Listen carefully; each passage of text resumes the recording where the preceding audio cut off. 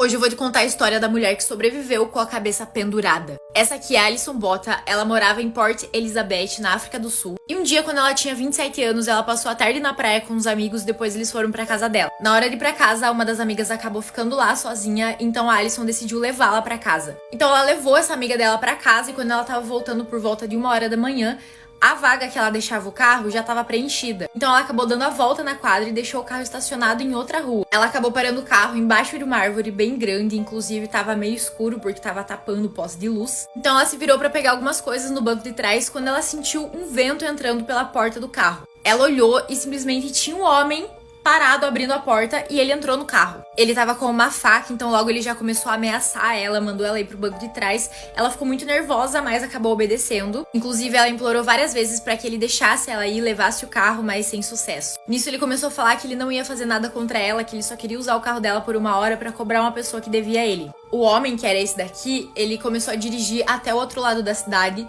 e lá ele pegou um amigo. A Alison disse que quando esse amigo entrou no carro, ela disse que já sabia que alguma coisa de ruim ia acontecer com ela. E foi isso que aconteceu. Eles a levaram até uma área deserta, abusaram sexualmente dela e inclusive tentaram sufocar ela, mas eles não conseguiram, então eles decidiram esfaquear ela. Eles dispararam então 35 golpes de faca contra o abdômen dela. Aí eles acharam que ela tava sem vida, mas eles viram que a perna dela contraiu, que a perna dela mexeu. Então eles decidiram cortar o pescoço dela.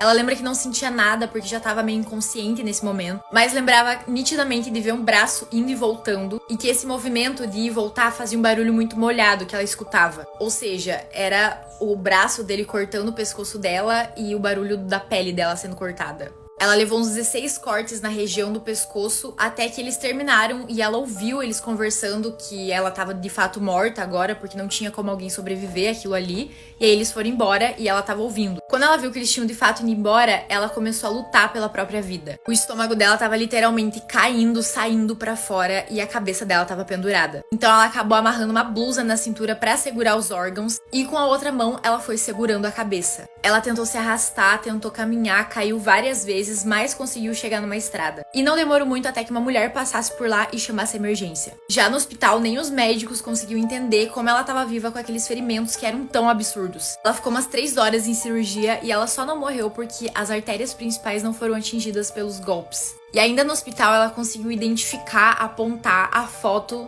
dos criminosos. Afinal, ela lembrava de tudo, do rosto, de cada momento deles. E aí os homens foram identificados como Franz du Toit e o outro que entrou depois, Teuns Kruger. Eles foram julgados e condenados à prisão perpétua, inclusive eles já tinham um histórico de extrema violência. E durante o julgamento eles falaram que eles eram satanistas e fizeram aquilo como um ritual. Já a Alison lutou contra a depressão e viajou o mundo contando sua história. Ela lançou um livro também e ela tem um perfil aqui no TikTok. É só você procurar por Alison Botha que já vai aparecer. Enfim, eu acho que esse foi um dos casos mais pesados que eu já contei aqui. Vocês já conheciam? Me deixem nos comentários.